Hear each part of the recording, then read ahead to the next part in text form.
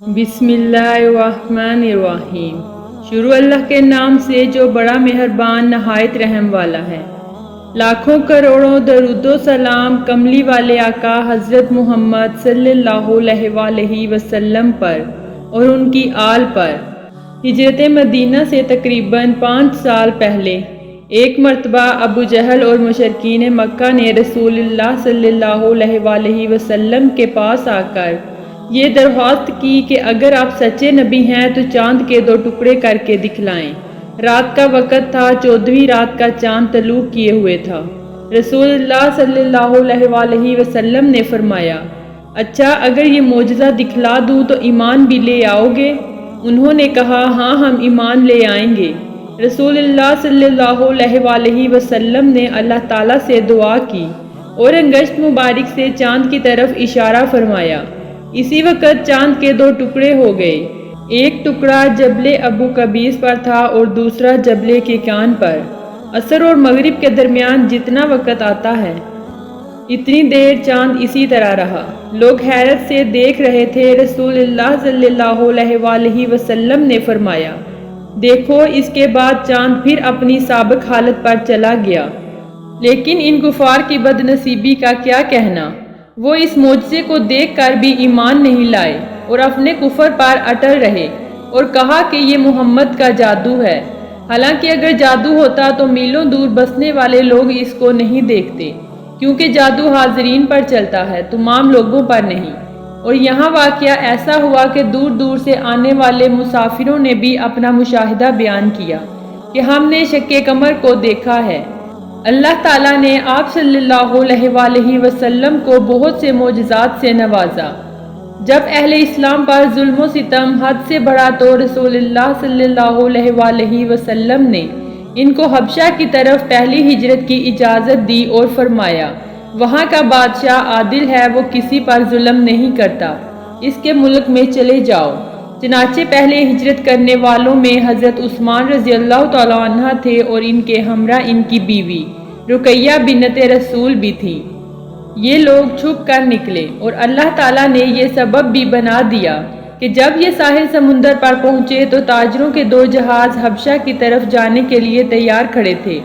انہوں نے ان کو سوار کر لیا اور حبشہ کے ملک میں پہنچا دیا۔ یہ قافلہ ماہ رجب نبوت کے 5ویں سال گھر سے نکلا اور حبشہ میں شعبان اور رمضان کے 2 مہینے رہا۔ کفار کو پتہ چلا تو انہوں نے ساحل سمندر تک ان کا پیچھا کیا، مگر ان کے وہاں تک پہنچنے سے پہلے جہاز روانہ ہو چکے تھے۔ کفار مکہ نے یہ بات پھیلا دی کہ ہم نے محمد کے ساتھ صلح کر لی ہے، اور جب ان مہاجرین کو خبر ملی کہ کفار نے رسول اللہ صلی اللہ علیہ وآلہ وسلم کے ساتھ صلح کر لی ہے اور انہوں نے آپ کی ایذا رسانی سے ہاتھ روک لیا ہے، یہ لوگ شوال میں مکہ شریف واپس آ گئے اور مکہ کے باہر ہی رک گئے۔ پھر ہر شخص مکہ کے کسی آدمی کی پناہ لے کر شہر میں داخل ہوا، لیکن قریش اور ان کے قبائل نے ان لوگوں پر پہلے سے زیادہ ظلم و ستم شروع کر دیے۔ صرف مسلمان ہونا ہی ان کا جرم نہیں تھا، بلکہ ان کے ساتھ نجاشی شاہ حبش کے ساتھ حسن و سلوک کے واقعات نے بھی کفار کی غیظ و غضب میں اضافہ کر دیا۔ ان کے بڑھتے ہوئے ظلم و ستم کو دیکھ کر آپ صلی اللہ علیہ وآلہ وسلم نے دوبارہ ان کو حبشہ کی طرف جانے کی اجازت دے دی۔ چنانچہ اس وقت مہاجرین 52 افراد پر مشتمل تھے۔ یہ جہاز پر سوار ہوئے اور نجاشی کے پاس پہنچے، اس کو سجدہ کیا اور سلام کہا۔ قریش میں ایک بہت بڑا اجتماع ہوا جس میں قرار پایا کہ ہم اپنی دشمنی کو مہاجرین حبشہ سے بھی ٹھنڈا کر سکتے ہیں جو نجاشی کے پاس مقیم ہیں۔ اس لیے 2 سمجھدار آدمی اس مہم کو سر انجام دینے کے لیے آگے آئیں۔ چنانچہ انہوں نے گراں نقدر اور قیمتی تحائف دے کر عمرو بن عاص اور عمارہ بن ولید کو بھیجا۔ یہ جہاز پر سوار ہوئے، نجاشی کے پاس پہنچ کر اس کو سجدہ کیا اور سلام کہا۔ پھر کہا، ہماری قوم نے آپ کی خیر خواہی کے لیے ہمیں آپ کے پاس بھیجا ہے تاکہ ہم آپ کو ان لوگوں کی شرارت اور فتنہ فساد سے آگاہ کریں جو ہمارے شہر مکہ سے بھاگ کر آپ کے ہاں پناہ گزین ہوئے ہیں۔ یہ ایک جھوٹے آدمی کے پیروکار ہیں جس نے مکہ میں اپنے نبی ہونے کا دعویٰ کیا ہے۔ کچھ بے وقوف لوگ اس کے پیچھے لگ گئے، ہم نے ان پر گرفت کی اور انہیں گھاٹی میں محبوس کر لیا۔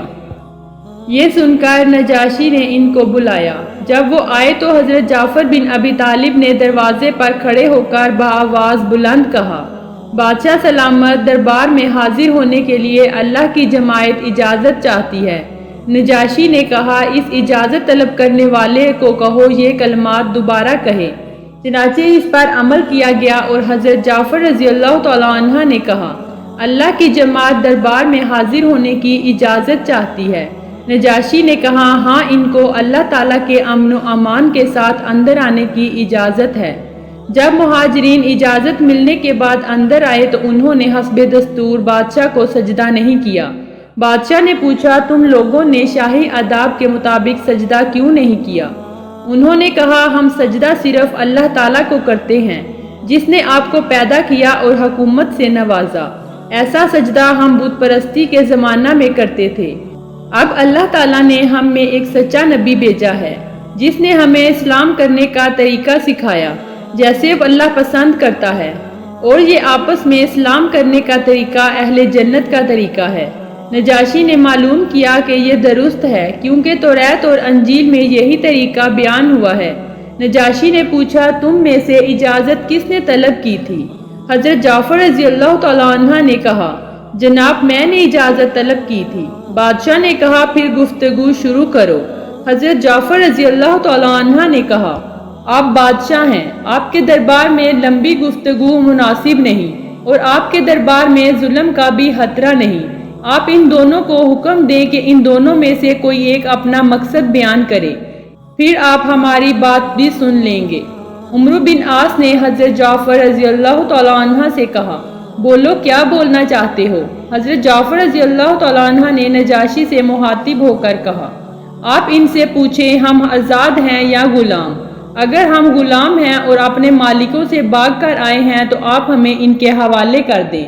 عمرو نے جواب دیا، یہ غلام نہیں بلکہ باوقار آزاد لوگ ہیں۔ پھر حضرت جعفر رضی اللہ تعالیٰ عنہ نے کہا، کیا ہم نے کسی کو ناحق قتل کیا ہے کہ ہمیں قصاص کے لیے طلب کیا جا رہا ہے؟ عمرو بن عاص نے کہا، نہیں، انہوں نے ایک قطرہ بھی نہیں بہایا۔ حضرت جعفر نے کہا، کیا ہم نے کسی کا مال دبایا ہے جس کا ادا کرنا ہمارے ذمے لازم ہے؟ عمرو نے کہا، نہیں، کسی کی ایک دمڑی بھی ان کے ذمے نہیں۔ نجاشی نے کہا، پھر تم ان سے کیا چاہتے ہو؟ عمرو نے کہا، پہلے ہم ایک ہی دین پہ پیروکار تھے اور وہی ہمارے آباء و اجداد کا دین تھا، اب انہوں نے وہ چھوڑ کر دوسرا دین اپنا لیا ہے۔ نجاشی نے حضرت جعفر رضی اللہ تعالیٰ عنہ سے پوچھا، جس دین کو تم نے چھوڑا ہے اور جس کی تم اتباع کرتے ہو، سچ سچ بتاؤ وہ کیا دین ہے؟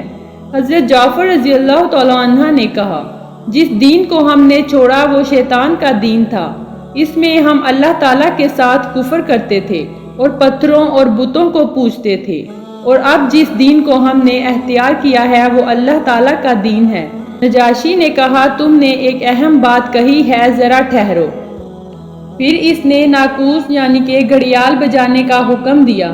اس کی آواز سن کر تمام عیسائی عالم اور راہب جمع ہو گئے۔ اس نے کہا، میں تمہیں اس خدا کی قسم دے کر پوچھتا ہوں جس نے عیسیٰ علیہ السلام پر انجیل اتاری ہے، کیا عیسیٰ علیہ السلام اور قیامت کے درمیان کسی رسول کے آنے کا تمہیں علم ہے؟